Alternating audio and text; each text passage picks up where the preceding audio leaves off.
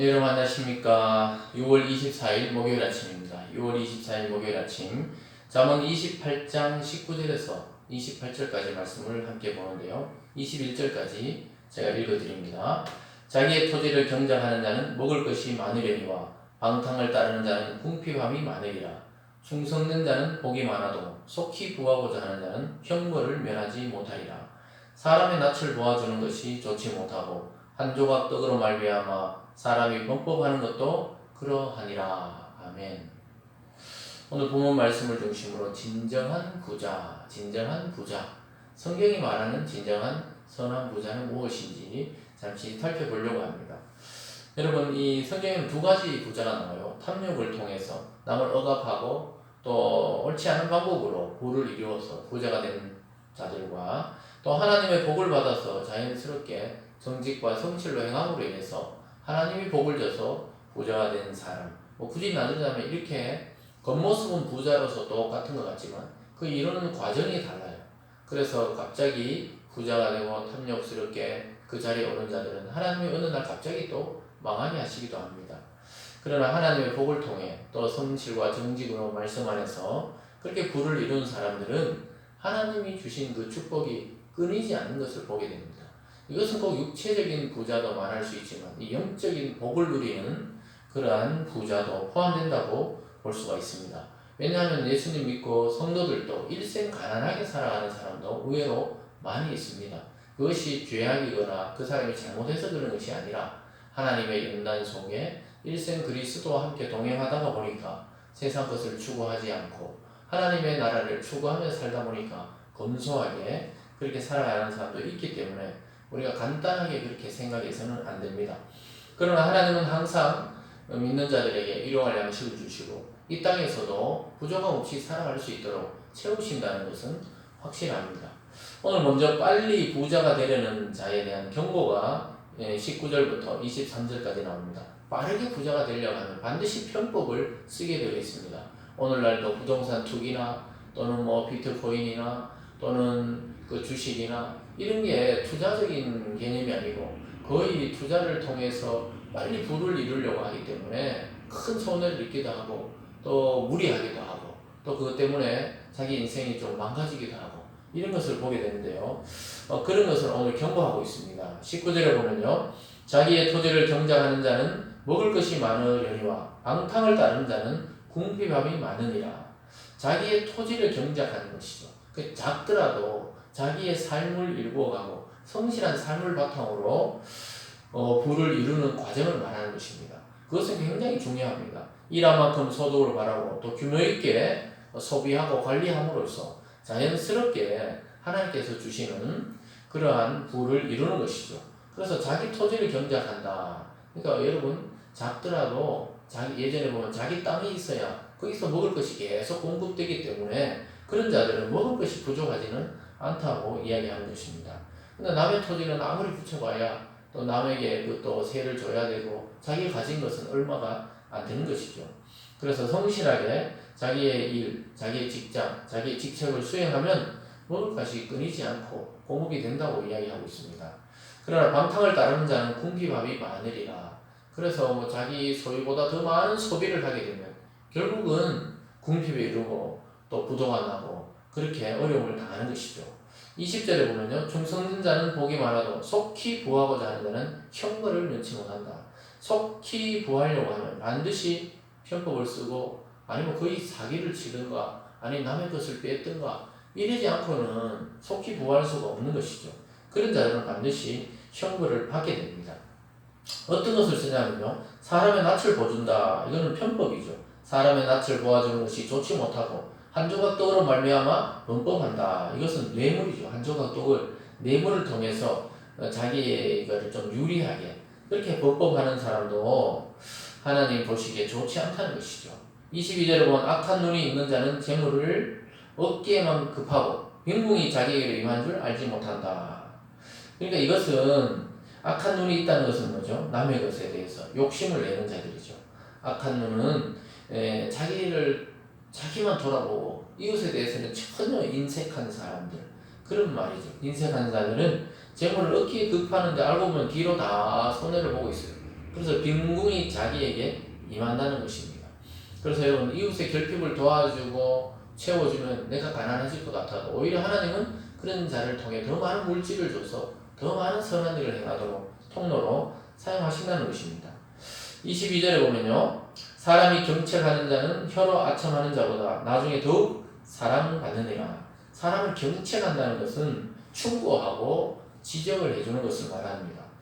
여러분 요즘에는 사람들에게 충고를 잘 안 해주려고 그러죠. 왜냐하면 관계가 어색해질까봐. 그러나 우리가 앞에 살펴봤듯이 진정한 친구의 충고를 얻는 자는 복이 있는 것입니다. 이게도 마찬가지예요. 진짜 사랑하는 사람이라면 바르게 가기를 원할 것입니다. 잘못된 일을 잘못되었다고 이야기해 줄 수 있어야 합니다. 우리가 아이들을 키울 때 아이들이 잘못하면 잘못했다고 하는 이유가 자기 아이니까 진짜 사랑하니까 바르게 되라고 대부분은 그렇게 이야기하는 것처럼 사람을 경책하는 자는 혀로 아첨해가 아이고 괜찮다고 그냥 뭐 남이 모르면 되지 이렇게 아첨하는 자보다 나중에 더욱 사랑을 받아요. 저가 여러분도 아마 인생을 살아오면서 참 그 당시에는 그 듣기에 참 불편하고 저 사람 왜 나에게 이렇게 저런 말을 할까 좀 힘든 경우도 있죠. 그렇지만 그것을 지나서 생각하면 참 그분이 아니었고 그 사람이 아니었으면 내 인생이 어떻게 되었을까 이렇게 생각해 본 적이 많습니다. 정말 그 순간에는 정말 가슴 아프고 눈물 나도록 참 이렇게 아픈 경우도 있지만 그 말이 결국 지금 돌아보면 내 영혼을 살리고 내 인생을 바르게 했다는 것을 깨닫게 되기 때문에 그런 사람들 참 만나보고 싶어요. 같이 만나서 식사도 하고 싶고 그런데 뭐 연락처도 없고 이제 오래전의 일이어서 참 마음으로 가끔 생각할 뿐이죠. 그런데 살아오면서 우리는 이러한 사람들의 충고 또는 뭐 교회에서는 교회 선생님들, 학교에는 학교 선생님, 아니면 친구 간의 선배 또는 뭐 교회의 목사님들 여러 가지를 통해 우리는 하나님의 말씀을 그들을 통해 책망할 때 우리는 그 충고를 잘 듣게 되면 정말 바른 길을 찾게 되는 것입니다.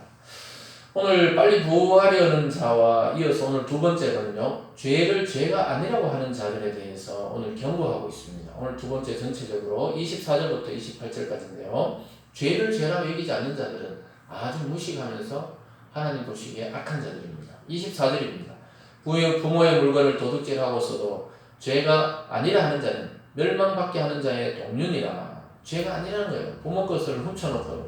여러분 부모님 물론 부모님 물건을 아주 소중한 것을 자기가 쓸 수도 있지만 그걸 허락을 받아야 되는데 도둑질 하듯이 그래 뭐 부모 재산이 내 재산이지 이렇게 생각하는 사람들이 있죠. 결국은 이것을 통해서 자녀들이 다툼을 하게 되고 또 싸우게 되는 것은 부모를 욕되게 하는 것입니다. 그래서 부모의 물건을 도둑질 하듯이 서로 가지려고 하고 싸우게 되고 이렇게 하는 것은 멸망받게 하는 동료다. 멸망받을 것밖에 없다는 겁니다. 25절에도 욕심이 많은 자는 다툼을 일으키나 여호와를 의지하는 자는 풍족하게 됐느니라. 24절과 하나로 이어지는 것이죠. 욕심 많은 자녀들이 막 다툼을 일으키고 또 막 싸우고 이러면 부모는 참 마음 아픕니다. 차라리 재산이 없었으면 좋았을 걸. 그래서 막 아무 힘든 거 없이 살라고 재산을 많이 물려주는 것은 아이와 자녀를 망치는 길입니다. 자기가 땀 흘리고 수고하고 고난을 통해 자기 수익을 얻고 부를 이루는 게 참 좋은 것이죠. 그래서 우리는 늘 생각해 봐야 합니다. 참 자식이 고생하는 거 마음 아프지만 지켜봐야 되고 자식들도 그것에 대해서 바라면 안 돼요. 부모는 부모고 나는 나다 하나님 앞에 이런 생각을 가져야 하는 것입니다. 그래서 오늘 보면요 26절에도 이런 말 합니다. 자기 마음을 믿는 자는 미련한 자요 지혜롭게 행하는 자는 구원을 얻는 자니라. 자기 마음을 믿는 거예요. 나는 순수하고 내 열정은 순수하다 생각하는데 예수님은 이미 너희 마음이 부패했다 이렇게 말하고 있습니다. 여러분 우리 마음이 사실 자세히 들여다보면 죄나 또 욕심이나 악한 것이 더 많습니다. 그래서 부패하고 불완전한 마음을 믿는 자는 미련한 자다 이렇게 말하고 있습니다. 27절에 보면요 가난한 자를 구제하는 자는 궁핍하지 아니하려니와 못 본 채 하는 자는 저주가 크다 이렇게 말합니다. 가난한 자를 도와주는 것은 오히려 자기가 더 풍족해지는 지름길이라고 말하고 있습니다. 그런데 그런 걸 못 보게 하는 못 본 채 하며 지나가는 자는 하나님의 저주가 그래서 자기의 부가 금방 사라져서 자기가 가난을 겪으면서 그걸 깨닫게 하십니다. 28절에 이런 말씀이 있어요. 악인이 일어나면 사람이 숨고 그가 멸망하면 의인이 많아지느니라. 잠언 곳곳에 이런 말이 있죠. 이런 말씀이 똑같은 구절에 나옵니다. 악인이 일어나면 정직하고 의로운 사람이 숨어버려요. 근데 그가 멸망하면 의로운 사람이 많이 나타나서 사회를 발전시키고 하나님의 통치를 또 일으키게 되는 것이죠. 하나님을 신뢰하는 사람들이 정치도 하고 경제도 잡고 또 문화도 잡고 이렇게 하는 게 굉장히 중요합니다. 그래야 이 세상이 하나님의 나라로 선한 방향으로 변화되기 때문입니다. 사랑하는 여러분, 오늘 진정한 부자에 대해서 잠시 살펴보았습니다. 우리는 참 우리 자신이 잘 살고 싶고 욕심을 가지고 있습니다, 다들. 그러나 하나님은 그게 나쁘다는 것은 아니에요. 성실하게 하고 자기 밭을 일구고 자기 사업을 일구고 자기 직장을 일구어서 부를 이루라는 거예요. 근데 그 이후에 어떻게 살 것인가? 그걸 자녀에게 물려줘서 자녀를 망하게 할 것인가? 아니면 하나님이 필요한 곳에 선한 사업에 가난한 자를 위해 부재하는 곳에 쓰여서 그 물질이 더 풍성하게 자기에게로 돌아오게 할 것인지는 우리의 선택이라고 말씀하고 있습니다. 사랑하는 여러분, 하나님을 의지해서 진정한 부를 이루시고 성실하고 정직함을 통해 이 사회에 빛이 되는 여러분 되시기 바랍니다. 그리고 그 부를 이룬 것으로 하나님의 뜻을 위해 하나님 나라와 복음을 위해 사용될 수 있기를 주님의 이름으로 축원드립니다. 기도하겠습니다.